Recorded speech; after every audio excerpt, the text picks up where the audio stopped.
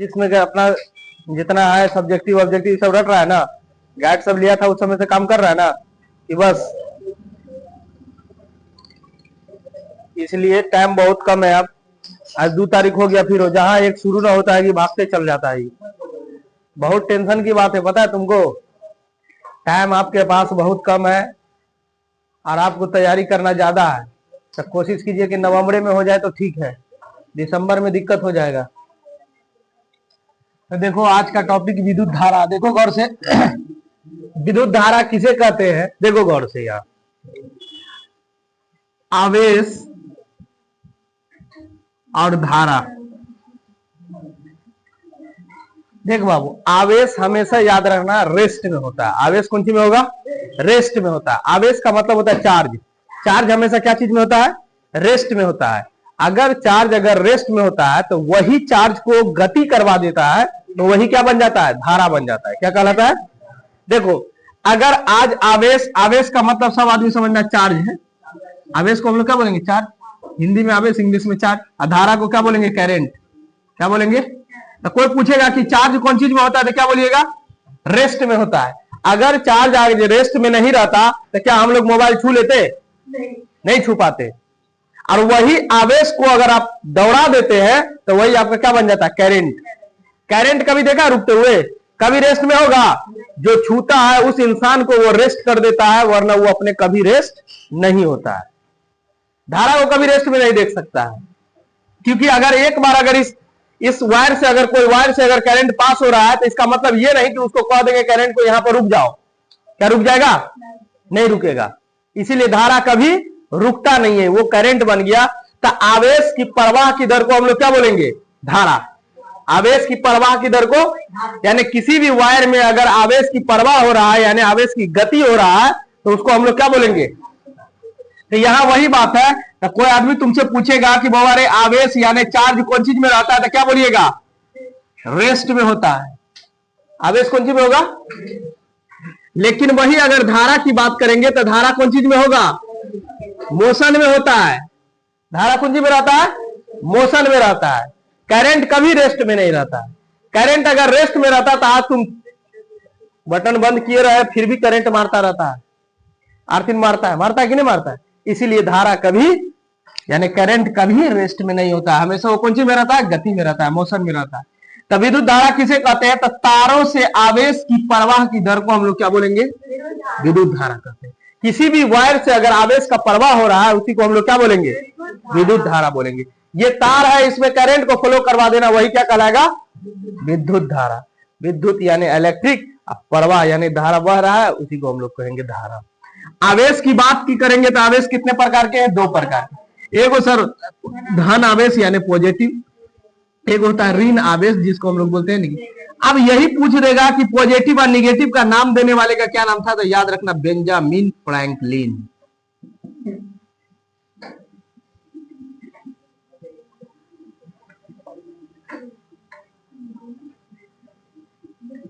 याद रहेगा। बीच में क्या है, पॉजिटिव और नेगेटिव का नाम किसने दिया था, नामकरण किसने किया, बेंजामिन फ्रैंकलिन। Benjamin Franklin. और कहेगा इसी को आपको प्रूफ करके किसने दिखाया था, तो जेलवर्ट साहब ने दिखाया था। किसने दिखाया था, जेलवर्ट साहब ने दिखाया था।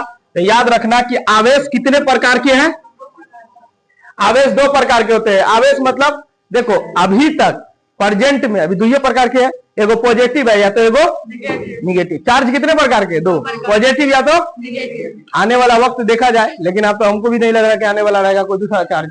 क्या, चलिए 2 वस्तु को आपस में रगड़ने पर आवेश उत्पन्न होता है। बाबू एक बॉडी ये है, दूसरा बॉडी ये है। अब दोनों को आपस में अब क्या करेंगे, रगड़ेंगे, रब करेंगे। अगर रब करने के बाद ये दोनों बॉडी क्या हो गया, गर्म हो गया, इसका मतलब है दोनों बॉडी क्या हो गया, चार्ज हो गया। अभी ठंडी आ रहा है ना, तो बॉडी को गर्म करने के लिए अब क्या करना पड़ेगा, आपको रगड़ना पड़ेगा। जब ये आप रगड़िएगा दोनों बॉडी क्या हो जाएगा, गर्म हो जाएगा। इसका मतलब है क्या हो गया, वो चार्ज हो गया। तो 2 बॉडी को आपस में रगड़ने पर क्या हो जाता है, रगड़ने पर क्या हो जाता है, आवेश उत्पन्न होता है, यानी चार्ज उत्पन्न होता है। क्या उत्पन्न होता है, जब 2 बॉडी को आपस में हम लोग रब करेंगे, रगड़ेंगे, तो हमारा क्या निकलेगा, आवेश उत्पन्न होगा। आवेश की जानकारी यानी चार्ज की जानकारी सबसे पहले किसने दिया था? हेल्स साहब। याद रख लो इस बात को कि सर आवेश की जानकारी सबसे पहले किसने दिया था? हेल्स साहब ने दिया था। हम ये भी बात बता दे कि सर विद्युत की जानकारी यानी सबसे पहले करंट के बारे में जानकारी किसने दिया था? Andre Marie ampere. किसने दिया था? Andre Marie ampere. Andre Marie ampere को याद रखने के लिए 3 वर्ड हम उठाए हैं। आंद्र मतलब एक खिलाड़ी का नाम है आंद्रे रसेल, तो वहां से आंध्र हमने लिया है। क्या लिया है? आंद्रे रसेल नाम है वो खिलाड़ी का नाम, याद है? आंद्रे रसेल, तो वहां से आंध्र उठाए हैं। आप जो बिस्किट खाते हैं मैरी गोल्ड, वहां से मैरी ले लिए है। और ये एम्पियर वही धारा का ऐसा यूनिट होता है। तो इसीलिए याद रखना है, धारा की जानकारी सबसे पहले किसने दिया था? Andre Marie ampere. धारा की जानकारी सबसे पहले आंद्रे मैरी एम्पियर ने दिया था। देखो लिखो मत, एक बार याद कर लीजिए। कल भी पूछेंगे ये बात कि आवेश कितने प्रकार के हैं, तो मुंह से निकलना चाहिए कि 2 प्रकार के हैं। सर इसका नामकरण किसने दिया था? बेंजामिन फ्रैंकलिन ने दिया था। आवेश किसे कहते हैं सर? ये धारा किसे कहते हैं सर? तो धारा सर हम उसे कहते हैं किसी भी तार के अंदर आवेश की प्रवाह की दर को हम लोग क्या बोलेंगे? अब पूछेगा आवेश कौन सी राशि है, तो आप क्या जवाब दीजिएगा? अदिश राशि है, यानी स्केलर क्वांटिटी है। कैसा क्वांटिटी है? धारा कैसा है सर? ये भी अदिश है। ऑब्जेक्टिव में ये सब बात याद रखना। पूछ लेगा कि धारा कौन सी राशि है, तो बोलना अदिश राशि है। आवेश कौन सी राशि है? तो अदिश राशि है। सर आवेश को क्यू से दिखाते हैं। याद रखना, अगर कोई आदमी क्यू लिख दे, बड़ा हो या छोटा, समझ जाना यही चार्ज से डिनोट करते हैं। हम चार्ज को क्या चीज से डिनोट करते हैं? क्यू से डिनोट करते हैं। तो आवेश को हम लोग क्या चीज से सूचित करेंगे? क्यू से सूचित करेंगे। तो इसीलिए आवेश का नेचर जो है ना, कुछ भी हो सकता है। जब कुछ भी का मतलब नहीं समझा। अब देखो एक बॉडी है, एक बॉडी के अंदर आप मान ले प्लस Q1, मान ले कि plus 2Q charge minus 3Q charge, इसका एडिटिव इन नेचर कुछ भी हो सकता है। अब सभी चार्ज को इक्वल करो, इक्वल करो, इक्वल करो। तो देखो प्लस वाला को जोड़ो, 6 5 11, 11 2 कितना हो गया? 13, और 13 में से 3 गया तो 10, यानी प्लस 10 आया। तो इसका नेचर अभी क्या आया? पॉजिटिव। लेकिन सर अगर कहीं आपको धोखा से हम लोग माइनस 20 यहां पर कर देते तो कितना होता? 6 5 11, 11 2 13, माइनस वाला को जोड़ दो, 20 3 23, 23 में से 13 गया तो माइनस 10, तो पीछे क्या लग गया? माइनस। तो चार्ज का नेचर कुछ भी हो सकता है। एडिटिव इन नेचर इसका कुछ भी हो सकता है। जब तुम लोग का नेचर नहीं पता चल सकता है तो ये तो चार्ज है क्या? तुम्हारा नेचर कुछ भी हो सकता है। जब इंसान का नेचर नहीं पता कर सकते हैं तो ये तो कुछ भी है। चलिए आवेश के बारे में बात करूं। आवेश का फार्मूला क्या होगा? सर आवेश का फार्मूला विद्युत धारा गुने समय। सीधा सीधा इंग्लिश में याद कर लीजिएगा। आवेश को क्यू से दिखाते हैं, धारा को आई से दिखाते हैं, समय को टी से दिखाते हैं। इसीलिए इसका फार्मूला क्यू बराबर आई टी बोलना। क्यू बराबर, क्यू बराबर, क्यू बराबर। देखो इंग्लिश में बहुत आसान है याद करना, हिंदी में थोड़ा आवेश बराबर विद्युत धारा गुने समय, विद्युत धारा गुने समय। आवेश का ऐसा मात्रक क्या होता है सर? कूलम। क्या होता है? कूलम। अब आवेश का बीमा, आवेश का बीमा, बीमा का मतलब डायमेंशन। तो सर उसका क्या होता है? चार्ज का डायमेंशन फार्मूला 80। क्या होगा? अगर आप ऐसे लिख दिए 80 सिर्फ, तो देखो 80 सही है लेकिन अभी गलत। जब तक उसको बीमा नहीं लगाएंगे ना तब तक ये गलत रहेगा। लगा देंगे तो क्या हो जाएगा? सही हो जाएगा। विद्युत धारा का फॉर्मूला याद रख लीजिए, आवेश बट्टा आवेश बट्टा। सर विद्युत धारा को आई से डिनोट करते हैं, आवेश को क्यू से डिनोट करते हैं, समय को। तो इसीलिए विद्युत धारा का जो ऐसा मात्रक बन गया क्या चीज? एम्पियर। विद्युत धारा का ऐसा मात्रक।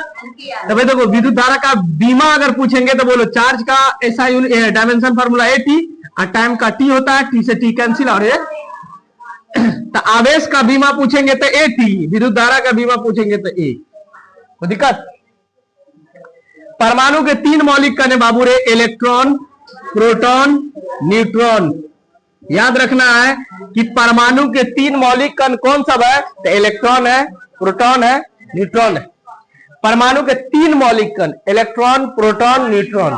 ये अस्थाई पार्टिकल है। इसके बाद भी पार्टिकल है जिसका नाम है अस्थाई। अगर तुमसे कोई पूछे कि अस्थाई पार्टिकल कितने हैं तो कम से कम 100 अस्थाई पार्टिकल है। नहीं तो अस्थाई पार्टिकल में कौन सा आ जाता है? Positron, meson, pi meson, boson, pi boson, neutrino, anti neutrino, ये सब आते हैं। तो हम लोग का यूज ज्यादातर किसका होता है? इलेक्ट्रॉन, प्रोटॉन और परमाणु में उपस्थित कौन रहता है सर? तो नाभिक यानी न्यूक्लियस। अच्छा, न्यूक्लियस में कौन उपस्थित होता है? तो सर प्रोटॉन होता है, न्यूट्रॉन होता है। अगर हम यही बात करेंगे कि सर एक इलेक्ट्रॉन बराबर कितना होता है, तो 1.6 गुने 10 के पावर -19। 1.6 गुने 10 के पावर -19। एगो निकलो वहां से। एक इलेक्ट्रॉन बराबर कितना? 1.6 गुने 10 के पावर, पीछे माइनस लगा देंगे तो समझ जाना इलेक्ट्रॉन, असर अगर पीछे प्लस लगा देंगे समझ जाना प्रोटॉन। प्रोटॉन पर कितना चार्ज? इलेक्ट्रॉन पर तो इतना चार्ज है। इलेक्ट्रॉन पर कितना चार्ज है? इतना। अब प्रोटॉन पे कितना है? 1.6 गुने 10 के पावर माइनस। समझ गया? अब वही पूछेगा कि सर न्यूट्रॉन पर कितना चार्ज होगा, तो न्यूट्रॉन पे आवेशहीन होता है, जिसका कोई चार्ज नहीं होता। आवेशहीन का मतलब इस पर कोई चार्ज नहीं होता। आवेशहीन का मतलब जिस पर कोई चार्ज नहीं है। जैसे तुम लोग में संस्कारहीन, जिसका कोई संस्कार नहीं हो, तो समझ जाइए आप लोग आवेशहीन क्यों बोला गया? जिस पर कोई चार्ज, कोई आवेश नहीं हो, उसी को आवेशहीन बोला जाता है। हीन लग गया समझ जाना, हाइन लग गया तुमको। समझ गया? चलिए, तो समझ गया इतना बात कि न्यूट्रॉन पर कोई चार्ज नहीं होता है। नहीं, बात करें आगे। लिख लिया सब? जो नहीं लिखा जल्दी लिखिए। लिखिए, ये क्वेश्चन तो मेरे कॉपी में भी होगा। आवेश का संरक्षण सिद्धांत।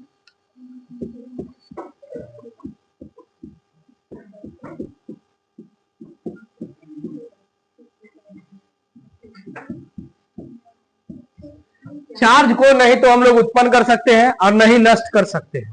चार्ज को हम लोग न उत्पन्न कर सकते हैं और नहीं नष्ट कर सकते हैं। अगर तुमसे पूछेगा आवेश का, क्वेश्चन याद रख लीजिए और इसका उत्तर में क्या मारिएगा? आवेश का संरक्षण सिद्धांत क्या है? आवेश संरक्षित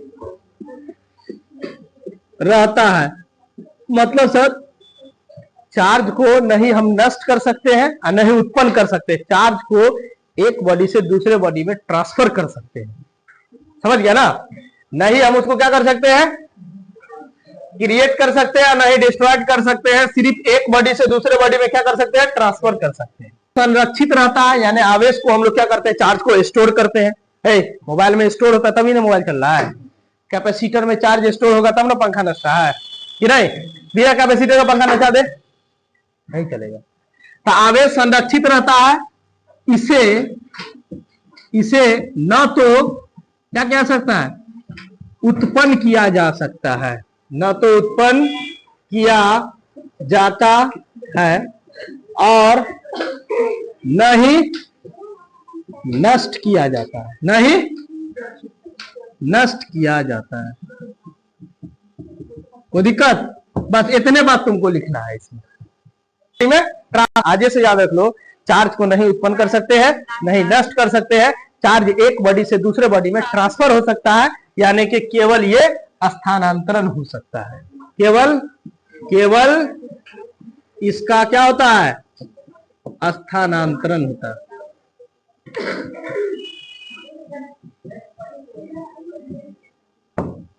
एक सवाल हो गया कंप्लीट। संरक्षण सिद्धांत बोलेगा लिखने के लिए तो क्या लिख दीजिएगा? यही बात कि आवेश जो होता है वो संरक्षित रहता है यानी स्टोर किया जाता है। और ऐसे में याद रख लेना, इसे नहीं तो नष्ट किया जा सकता है, नहीं उत्पन्न किया जा सकता है। सिर्फ एक बॉडी से दूसरे बॉडी में स्थानांतरण किया जा सकता है, नहीं ट्रांसफर कर सकते हैं। चालक पदार्थ किसे कहते हैं? चालक पदार्थ किसे कहते हैं बाबू? किसे कहते हैं सर? चालक पदार्थ किसे कहते हैं? कहते हैं ऐसे पदार्थ जिनसे होकर विद्युत आवेश क्या होगा? चालक पदार्थ जिससे होकर करंट क्या हो रहा है, पास हो रहा है, जिससे होकर करंट क्या हो रहा है, ऐसे पदार्थ, यह चालक पदार्थ, इसमें करंट पास होगा, करंट यहां भिरा देगा तो यहीं पर आ जाएगा, यहां नहीं जाएगा, तो इसको चालक पदार्थ कहेंगे।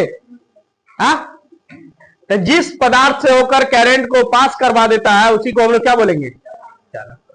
ऐसे पदार्थ, उत्तर में क्या मारिएगा, ऐसे पदार्थ, ऐसे पदार्थ जिनसे होकर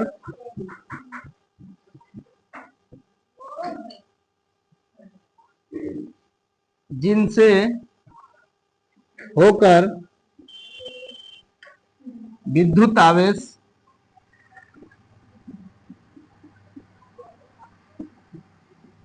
एक स्थान से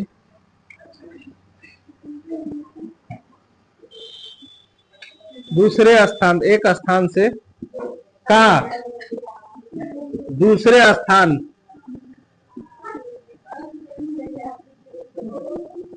जाता है उसे क्या बोलेंगे, चालक पदार्थ।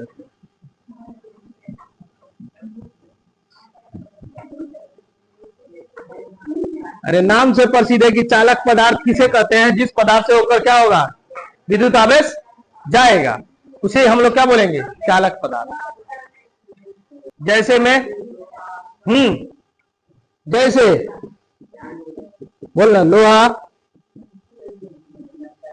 हाँ, मानव का शरीर, हम लोग करंट भी रहेगा तो पूरा शरीर में फैल जाएगा, और तू हमारा में आएगा तोड़े तो हो जाएगा खात्मा, नहीं। लोहा, मानव का शरीर, मानव का शरीर, तू लोग तो मानव नहीं है, मानव है ना, लोहा, मानव का शरीर, इस्पात, और कुछ बोली रे, ग्रेफाइट, ग्रेफाइट मात्र एकलौता ऐसा पदार्थ है जो पंची में दोनों में आ जाता है, नहीं। पेंसिल का जो निकला जाता है नो, चांदी, चांदी, सोना में करंट पहुंचा दे तू, अरे ये वलीउल्लाह,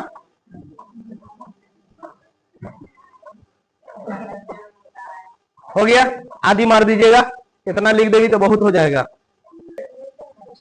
अब विद्युत रोधी पदार्थ किसे कहते हैं, क्या उसमें से तांबा निकाल करके बेचने जाता था, पता है, अभी करता है क्या, ये बहुत पुराने जमाने से चलते हुए आ रहा है कि पहले तार सब रोड पर से बेचता था, कहीं फेंकल रहा, उससे आया और उसमें से क्या करता था, उसका ऊपर का कवर निकाल करके तार को लपेट करके ले जाता था बेचने के लिए सोनार के दुकान पर, समझ गया, और वो आसानी से बिक जाता था वो।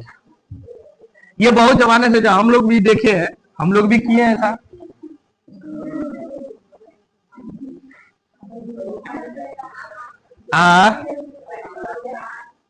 नहीं बदमाशी करते कभी, इतना जरूरत है भी बदमाश के साथ रहते थे, बदमाशी करते नहीं थे, रहते थे लेकिन करते नहीं थे, लेकिन बदनाम होते थे।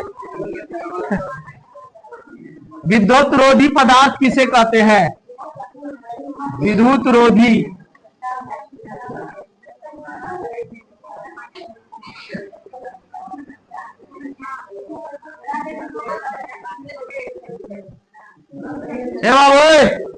विद्युत रोधी पदार्थ जिन पदार्थों से होकर विद्युत आवेश एक स्थान से दूसरे स्थान तक नहीं जाता है, बताइए ये कौन सा है, ये चालक पदार्थ है कि विद्युत रोधी। जैसे ना कहता, ये जो मकान खड़ा है ये भूकंप रोधी मकान है, भूकंप आने पर इस पर कोई प्रभाव नहीं पड़ेगा, उसी को भूकंप रोधी कहा जाता है।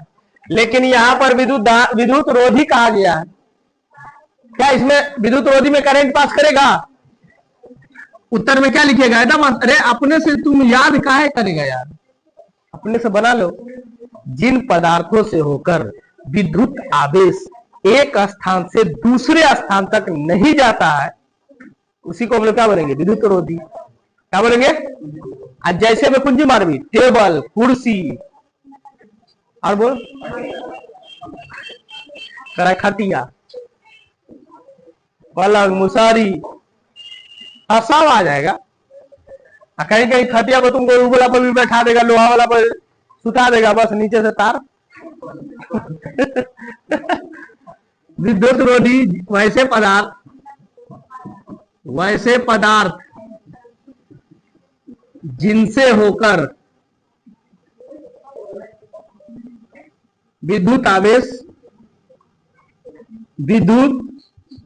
आवेश एक स्थान से दूसरे स्थान तक नहीं जाता है, उसे क्या बोलेंगे? उसे विद्युत रोधी कहते हैं। विद्युत रोधी कहते हैं। विद्युत रोधी किसे कहते हैं? तो वैसे पदार्थ जिनसे होकर के विद्युत आवेश एक स्थान से दूसरे स्थान तक नहीं जाते, उसी को हम लोग क्या बोलेंगे? विद्युत रोधी। क्या बोलेंगे उसको? विद्युत रोधी। जैसे मार्कर, जैसे में क्या मानिएगा? बोलो। पेन। चलो तोरे पेन।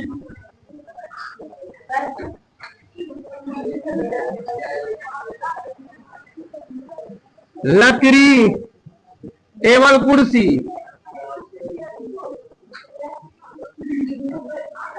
आदि मार दो क्या? ऐसे समझो ना, वैसे आदमी वैसे पदार्थ में नहीं जाएगा जो पूरी तरीके से निर्जीव है। टेबल कुर्सी सांस लेगा? नहीं ना लेगा। पूरी तरीके से जो निर्जीव है, ये सांस लेगा? अब तू घर इसमें मार कर देते हैं तो इसे सांस लेके चलता है? नहीं।